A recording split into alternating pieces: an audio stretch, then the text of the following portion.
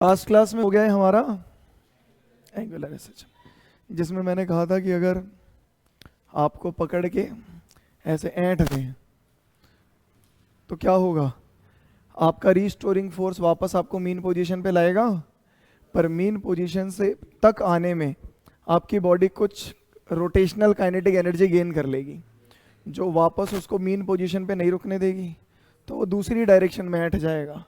और ये ऐंठन जो है यही है एंगुलर एसएचएम, जो चलती रहेगी। राइट है ना? बहुत बढ़िया।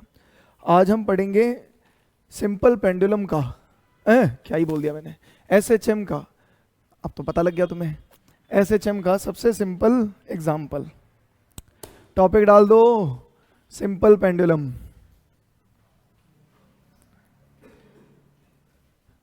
सिंपल पेंडुलम सबसे इजी एग्जाम्पल है ये। इधर देखो क्या है सिंपल पेंडुलम। पहली बात तो सिंपल पेंडुलम एक आइडियल केस है, प्रैक्टिकली ऐसा केस नहीं बनाया जा सकता। क्यों? क्योंकि सिंपल पेंडुलम के अंदर जो हम स्ट्रिंग यूज करेंगे वो एक जादुई स्ट्रिंग है, मतलब कि ये मासलेस है, इसके पास मास नहीं है। दूसरा, इनएक्सटेंसिबल है, आप इस पर कितना ही लोड लगा दें ये 1 सेंटीमीटर भी नहीं खींचेगी। जो सॉलिड में आपने पढ़ा है ना कि स्ट्रेस डालने पे स्ट्रेन आता है, तो ये एक ऐसी स्ट्रिंग है जो हुक्स लॉ को फॉलो नहीं करती। आप स्ट्रेस डालते जाओ, कोई स्ट्रेन नहीं आएगा, टेंशन नहीं लेती है। समझ गए?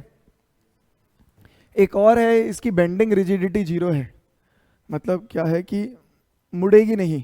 मतलब बहुत इजी लैंग्वेज में अगर समझे तो, अगर मैं मान लो पेंडुलम को यहाँ ले जाऊँ तो क्या ऐसे फॉलो हो सकता है? ऐसे, यूं। लिख लो क्या होता है सिंपल पेंडुलम। लिखो, an ideal simple pendulum consist of, an ideal simple pendulum consist of a heavy point mass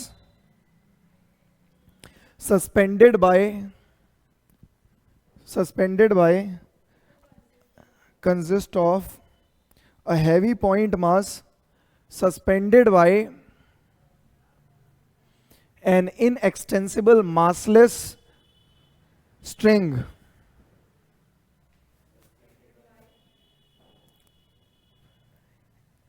An inextensible massless string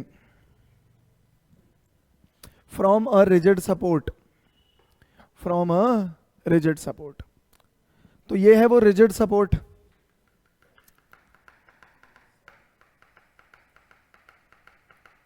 ये है वो rigid support, ये है वो स्ट्रिंग जो मासलेस है और इनएक्सटेंसिबल है। तो एक तो समस्या ये हो गई, और दूसरा पॉइंट ये है कि आपको एक ऐसा मास लेना है जो बहुत छोटा हो पर काफी हैवी हो। समझ रहे हो? तो ये बन गया क्या हमारा एक सिंपल पेंडुलम। और सिंपल पेंडुलम को अब हमें ऑसिलेट करना है। ऑसिलेट करेंगे ना, एसएचएम सिंपल हार्मोनिक मोशन, तो इसको डिस्टर्ब कर दें, ऑसिलेट करना चालू हो जाएगा। तो डिस्टर्बेंस कितनी भी रखें या फर्क पड़ता है? जैसे मैं थोड़ा सा डिस्टर्ब करके छोड़ देता हूँ, या फिर मैं थोड़ा ज़्यादा डिस्टर्ब करके छोड़ता हूँ, या मैं बहुत ज़्यादा डिस्टर्ब करके छोड़ता हूँ, तो ऑसिलेशन बड़ा हो जाएगा। सही बात है ना? एम्पलीट्यूड बढ़ जाएगा। तो सारे केस चलेंगे? तो आंसर है नहीं।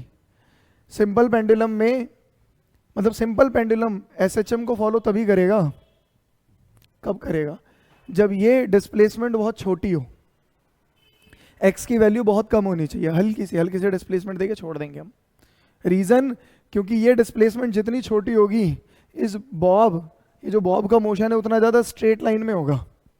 आप इस डिस्प्लेसमेंट को बढ़ा दोगे, वो स्ट्रेट लाइन छोड़ देगा। राइट है ना? एसएचएम की एक कंडीशन ये भी है कि जो ऑसिलेट करता हुआ पार्टिकल है वो एक स्ट्रेट लाइन में मूव करे। राइट है? अगर आप, और आपको पता ही है इसकी लेंथ अगर आप ज़्यादा रखोगे और फिर इसे डिस्टर्ब करोगे तो क्या होगा? अगर मान लो बहुत तेज डिस्टर्ब करता हूँ मैं, तो एक बहुत बड़े सर्कल का पार्ट होगा, अरे हाँ है ना, और बहुत बड़े सर्कल का एक छोटा सा पार्ट लगभग स्ट्रेट लाइन ही है। राइट है? और ये उसका रेडियस है। तो अगर मैं हल्के से डिस्प्लेसमेंट देता हूँ तो ये स्ट्रेट लाइन में ऑसिलेट कर रहा होगा। सही है, बोलो। हमें करना क्या है, हमें सिंपल पेंडुलम का टाइम पीरियड फाइंड करना है। क्या फाइंड करना है?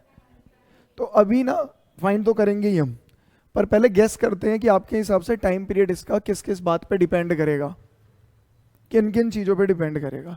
ठीक है, जिन्होंने पहले पढ़ रखा है वो बोले ना बीच में। ठीक है, टाइम पीरियड तो समझ गए कि एक कंप्लीट ऑसिलेशन करने में से कितना टाइम लगने वाला है। अगर मैं इसको यहाँ पे छोड़ रहा हूँ तो यहाँ से अपनी लेफ्ट एक्सट्रीम पर जाए फिर वापस आए, तो जितना ये टाइम लेगा वो टाइम पीरियड है। तो ये जो टाइम पीरियड है ऑसिलेट करने का टाइम है, ये किन किन फैक्टर पे डिपेंड करता है आपके अकॉर्डिंग? मैं बताता हूँ, आप यस नो बोल देना। ठीक है, length of the string, mass of the Bob. तो मैं बनाऊं, आर्यभट्ट बनाऊं? है देखो लॉजिकली अब तुम्हें नहीं लग, अगर या तो तुम सोच नहीं रहे, मेरे को पता है पढ़ के आए हो, अच्छी बात है, बहुत बढ़िया, शाबाश। हमने सिंपल पेंडुलम का टाइम पीरियड दूसरे चैप्टर में ही निकाल लिया था using dimension, t is equals to 2/√L/g। तो आपको पता है कि लेंथ और ग्रेविटी पे डिपेंड करता है। तो हमेशा ना ऐसा क्वांटिटेटिव होकर नहीं सोचना होता, मतलब केवल फॉर्मूले पे ही तुम्हारा दिमाग जा रहा है। कभी लॉजिक भी लगाओ, सही बात है, मैं खुद कह रहा हूँ मास पे डिपेंड नहीं करेगा, पर जब ऐसी कंडीशन में आपसे सवाल पूछा जाए ना, तो जो जिस बात को दिमाग गवाही दे वो आंसर देना होता है। मैं आप लोगों की जगह बैठा होता हूँ वहाँ पे, तो 100% में मास तो बोलता है इसका मास बड़ा लो या बहुत छोटा मास लो, इस बात से इसके टाइम पीरियड पे इफेक्ट नहीं पड़ना चाहिए। अगर ये इधर जाएगा तो उस तरफ लगने वाला फोर्स हैवी मास के लिए बढ़ जाएगा, जो उसको रिस्टोरिंग फोर्स जो उसको वापस खींचेगा मीन पोजीशन पे, हल्के मास के लिए कम होगा। ये बात बहुत सही है कि एट द एंड जाके इंडिपेंडेंट हो जाएगा मास के, पर मैं ये कह रहा हूँ आपको पता होना अच्छी बात है, पर जबरदस्ती फॉर्मूला बेस पे पता होना अच्छी बात नहीं है। आंसर को थोड़ा सा तर्क के साथ भी समझना सीखें, थोड़ा समझ रहे हो मैं क्या कह रहा हूँ? तो लॉजिकली मतलब आप हमेशा सही आंसर दें और खुश हो जाएं, तो वैसा नहीं हूं मैं चाहता हूँ एक नॉर्मल इंसान की तरह आंसर दें आप, जो फैक्टर लगने चाहिए। क्योंकि मेरे को नहीं लगता कि टाइम पीरियड जब तक डिराइव नहीं किया जाए किसी इंसान के दिमाग में आ जाएगा कि टाइम पीरियड मास पे डिपेंड नहीं करेगा। रिजल्ट बताएगा आपको एट द एंड जाके कि मास पे इंडिपेंडेंट है। ये एक कमाल की ऑब्जर्वेशन है कि एक सिंपल पेंडुलम का टाइम पीरियड उसके मास पे डिपेंड नहीं करता, कि आप यहाँ पर एक छोटा सा मास लटका रहे हो या गले में रस्सी बांध के खुद लटक जा रहे हो, कोई फर्क ही नहीं पड़ता। समझ रहे हो बात को? ये अच्छी बात है, पर ये साथ साथ बुरी बात भी है। आप मेरी बात कैच कर पा रहे हो मैं क्या कहना चाह रहा हूं? हर बार सही आंसर देना अच्छी बात नहीं है, इसका मतलब ये नहीं आप गलत आंसर दो। क्या मैं समझा पा रहा हूं मैं क्या कहना चाह रहा हूं? जब आप, अगर आपको पहले से भी पता है, अच्छी बात है, पहले से भी पता है, पर अगर मैंने एक सवाल पूछा है तो एकदम दिमाग को खाली करके दिल को ईमानदार रखते हुए आंसर देना होता है कि मेरे हिसाब से इसका टाइम पीरियड इसकी लेंथ पे डिपेंड करेगा, मेरे हिसाब से इसका टाइम पीरियड इसके मास पे डिपेंड करेगा। अरे हाँ या ना? क्या कोई और भी फैक्टर है जिस पे डिपेंड करेगा? मिट्टी। तो हाँ, एक फैक्टर और है, एक्सेलरेशन ड्यू टू ग्रेविटी, उस पर भी डिपेंड करेगा। चलो आप बता रहे हो कि डिपेंड करेगा, पूछें जरा आपसे, जी की वैल्यू बढ़ाने पे टाइम पीरियड बढ़ेगा या कम होगा?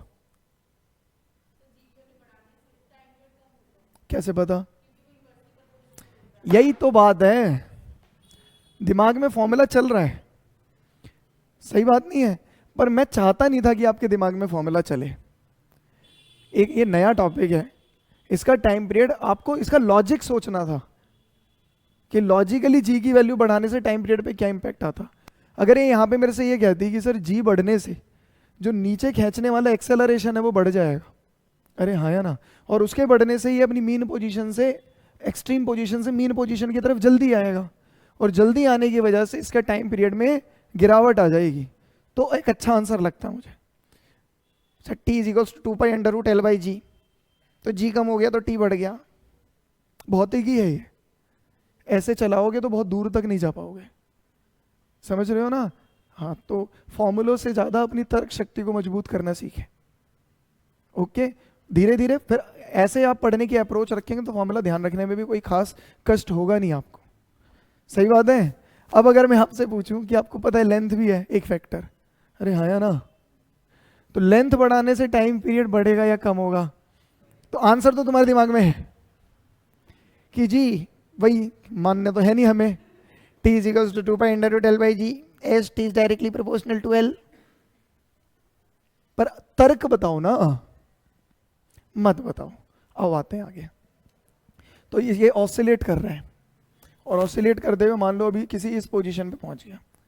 अब आप मेरे से कह सकते हैं सर आपने कहा था कि आप डिस्प्लेसमेंट बहुत छोटी लेने वाले हैं, पर यहाँ तो आपने अच्छी खासी ले ली। अरे भाई ये एंगल है छोटा सा ही, पर ये डायग्राम थोड़ा सुंदर और क्लियर बन पाए इसलिए दूर दिखा रखा है। अब ये मान के चले कि ये वैल्यू छोटी ही है, ठीक है ना। और ये डिस्प्लेसमेंट आपने दी है इसको मीन पोजीशन से x, ठीक है। लेंथ ऑफ द स्ट्रिंग है l। अगर ये l है तो ये समझने में आपको कष्ट नहीं होना चाहिए कि ये भी l ही है। वाओ, काफी तेज। आपको पता है यहाँ पे जो वेट लगेगा निकिता जी, वो इस तरफ लगेगा, है ना? देखा किधर लगेगा? ऊपर। वेट कहाँ लगेगा इस मास का? नीचे ही लगता है वेट। तो वेट में कोई सोचना होता है क्या? वेट तो ऑलवेज एक्ट वर्टिकली डाउनवर्ड। तो अगर ये m मास का है तो mg नीचे लगेगा, सही बात है। स्ट्रिंग पे टेंशन तो हमेशा ऐसे ही लगेगी, आपको पता है, एंड से हमेशा पुल करेगी बॉडी को away from the point of contact, right है। इधर अगर टेंशन लगेगी तो इधर लगेगी, सही है ना। तो इस टेंशन को बैलेंस करने के लिए कोई फोर्स तो चाहिए, अरे हाँ है ना। तो टेंशन को बैलेंस कौन करेगा? तो आपको देख के ही पता लग रहा है इस वेट का एक कंपोनेंट करेगा, है ना। और ये थीटा है तो ये भी थीटा है, वर्टिकली अपोजिट एंगल। कौन सा एंगल है? वाह, अद्भुत ज्ञान। तो इसके परपेंडिकुलर भी एक फोर्स लगेगा। तो क्या इसको मीन पोजीशन पे लाने वाला mg साइन थीटा है? खत्म, निकाल लिया आपने सिंपल पेंडुलम का टाइम पीरियड। क्यों? क्योंकि आपने वो फोर्स निकाल लिया जो वापस लेकर आता है। फोर्स निकाल लिया, एम ए से ए निकाल लेंगे, ए की जगह माइनस ओमेगा स्क्वायर एक्स रखेंगे, ओमेगा मिलेगा, ओमेगा की जगह 2 पाई बाई टी रखेंगे, टी मिल जाएगा। यही अप्रोच रहने वाली है सारी डेरिवेशंस में टाइम पीरियड निकालने के लिए। जहां आपको रीस्टोरिंग फोर्स मिल गया जो बॉडी को खींच के मीन पोजिशन से एक्सट्रीम पोजिशन से मीन पोजिशन की तरफ ले जा रहा है, वहां आपको टाइम पीरियड मिल गया। अब आप खींच लोगे, यही बात समझ में। तो F की वैल्यू क्या होगी? रिस्टोरिंग फोर्स की वैल्यू क्या होगी बताओ? अरे बोलो।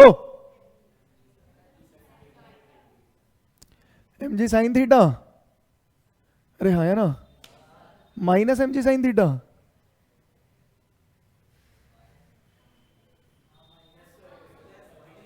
वाह, बहुत बढ़िया बहुत बढ़िया। और क्या मैं साइन थीटा की जगह थीटा लिख दूं? ऐसे कैसे लिख सकते हैं आप?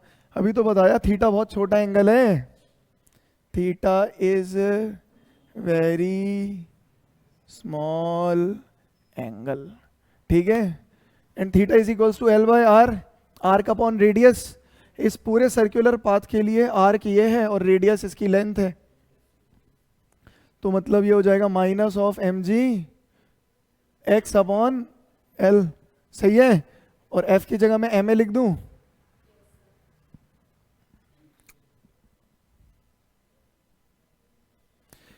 ये वो स्टेप है जहां आपको रियलाइज होना चाहिए कि सर मास पे डिपेंड नहीं कर रहा, एक्सेलरेशन ही नहीं कर रहा।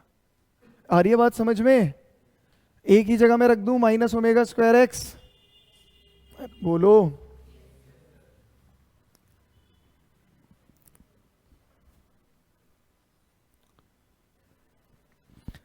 Minus omega square X minus G X upon, कुछ कैंसिल हो गया, माइनस से माइनस, वाह, ओमेगा मिल गया आपको।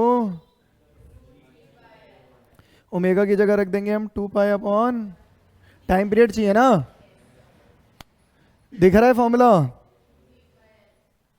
अरे टी मिल गया ना हमें, 2 pi under root L by G, बोलो। और टी मिल गया तो मतलब फ्रीक्वेंसी भी मिल गई, reciprocal of time period 1/2 pi under root G upon, right.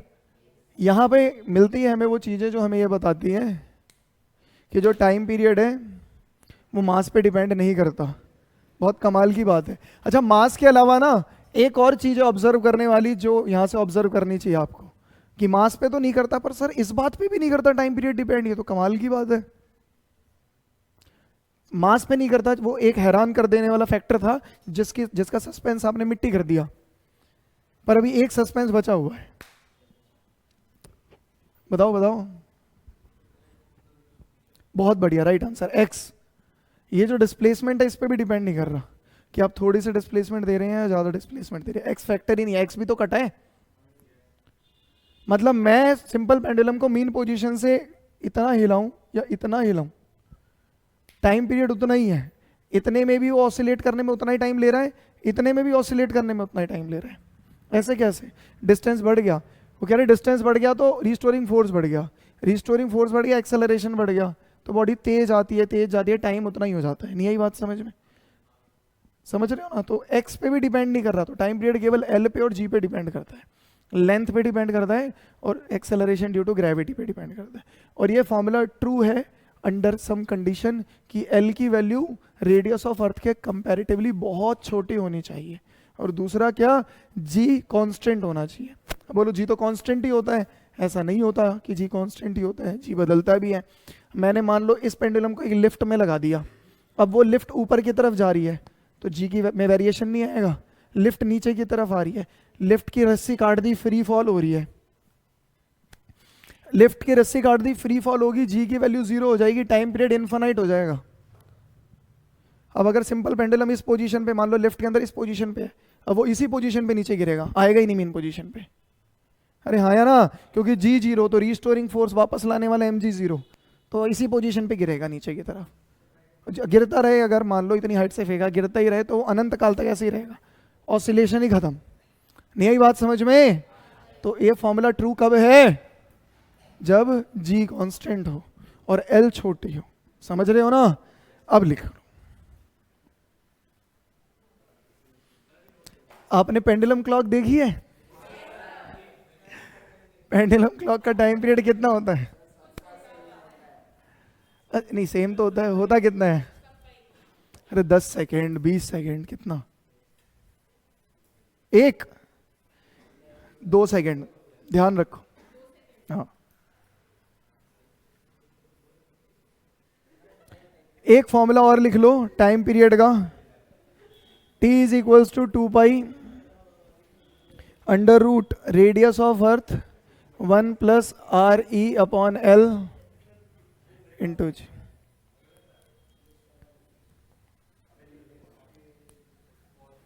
हाँ, ये अप्लाई तब होगा जब एल कंपैरेटिव हो जाए अर्थ के रेडियस के, ठीक है ना?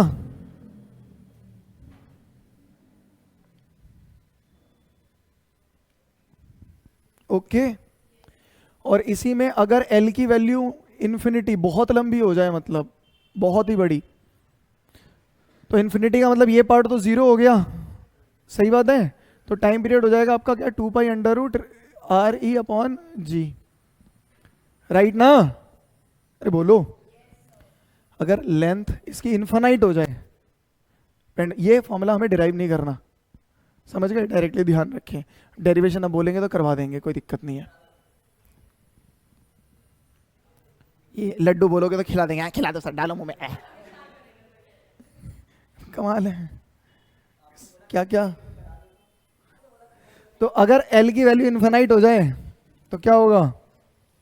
यही होगा जो हो गया, सही बात है, ये 0 हो जाएगा या। और रेडियस ऑफ अर्थ की वैल्यू हमें पता है, जी भी हमें पता है, ये मान लिया अगर कांस्टेंट है तो टाइम पीरियड कैलकुलेट करके बता सकते हो कितना आएगा ऐसे पेंडुलम का? 84 पॉइंट समथिंग, 84.6 मिनट के आसपास, लगभग 1.5 घंटे का टाइम पीरियड, ठीक है? लगभग 1.5 घंटे का टाइम पीरियड आता है। एक हार्मोनिक ऑसिलेशन की मैंने आपको इक्वेशन आपके सामने है, ठीक है? इसमें निकालना क्या क्या है, एम्पलीट्यूड फाइंड करो, दिख ही रहा होगा, एम्पलीट्यूड फाइंड करो, फ्रीक्वेंसी फाइंड करो, एंगुलर फ्रीक्वेंसी, टाइम पीरियड और initial phase. Amplitude, time period frequency, initial phase और एंगुलर फ्रीक्वेंसी। जल्दी, 1 मिनट का समय है।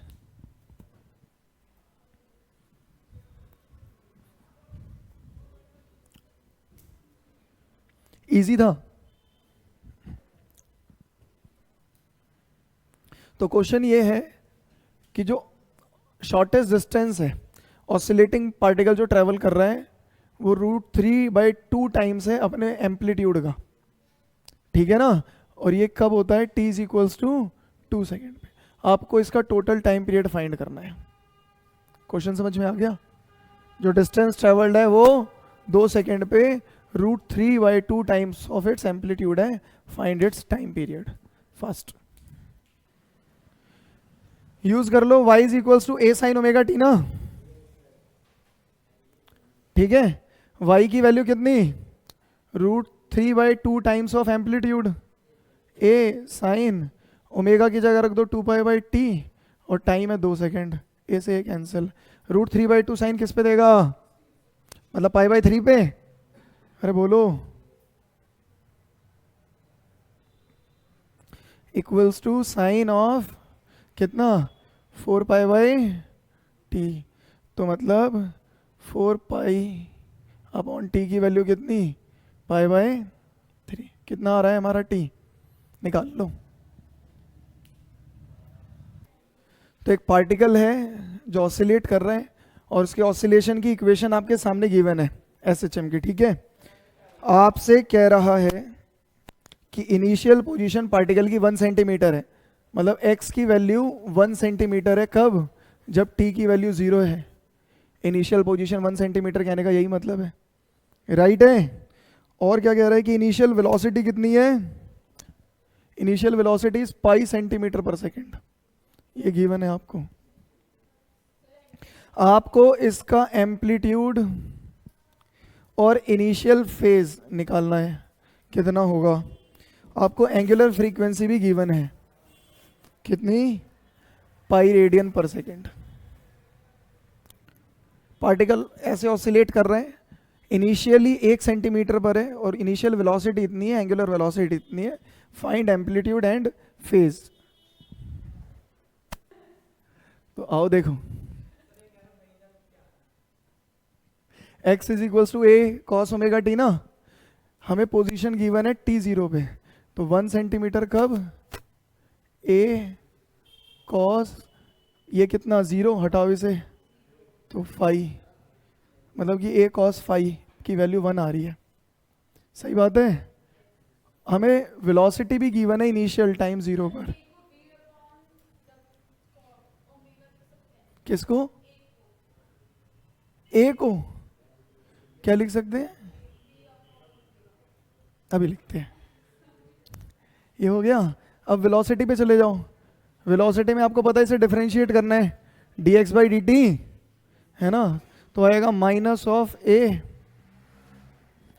Omega sine omega t plus phi naught. यही आएगा ना। ये करके दिखाएं डिफरेंशिएट। अब तक तो हो जाना चाहिए। अरे यार कमाल बच्चे हैं। v is equals to dx/dt। x कितना? a cos omega t plus phi, right है। इसमें से a बाहर, cos omega t plus phi का डिफरेंशिएशन करोगे आएगा माइनस साइन ओमेगा t। फिर ओमेगा t प्लस फाई का करोगे तो फाई वाला पार्ट तो 0 हो जाएगा, ओमेगा वाला पार्ट बाहर निकलेगा, t का 1 हो जाएगा। तो ओमेगा यहाँ पर। नहीं आया समझ? अच्छा प्लस आ गया ना। नहीं आया तो डिफरेंशिएशन की वीडियोस डाल रखे हैं, बहुत ही बढ़िया है ना, देखो। यही हो सकता है। वेलोसिटी कितनी? पाई। अरे बोलो। माइनस में a, ओमेगा भी इस पे पाई ही है, साइन ओमेगा पाई है, t 0 है, हट, प्लस फाई नॉट। तो आपको इससे काट दो। -1 equals to a sine phi मिल गया। सही बात है। ये आ गई हमारी second equation, A cos phi A sine phi आ गया, सब मिल गया अब तो आपको। सही बात है, दोनों की स्क्वायरिंग एडिंग करा दो, फर्स्ट इक्वेशन और सेकेंड इक्वेशन को। तो A square sine square phi plus A square cos square phi is equals to 1 का स्क्वायर 1 प्लस 1 का स्क्वायर 1 माइनस 1 का स्क्वायर भी 1। सही है, ए स्क्वायर कॉमन लोगे, sine square phi plus cos square phi कितना हो गया, इक्वल्स टू 2। ए की वैल्यू आ गई, किसी में भी पुट कर दो, किस में करोगे, पर करना क्यों है, फाई निकालने के लिए नहीं, दोनों को डिवाइड कर दो, मतलब 2 को फर्स्ट से डिवाइड कर दो। सही है, तो क्या आएगा, ए कैंसिल हो जाएगा, sine phi by cos phi हो गया टेन फाई, अरे हाँ या ना, और टेन फाई की वैल्यू कितनी आई, -1, है ना। अब यहाँ के बाद फाई कृपया आप खुद निकालें, और मैथ्स से अगर आपसे नहीं निकलता तो मुझे बताएं, आपको एक जादुई चूर्ण देंगे, उससे फिर निकलने लगेगा। अभी के लिए इतना ही रखते हैं।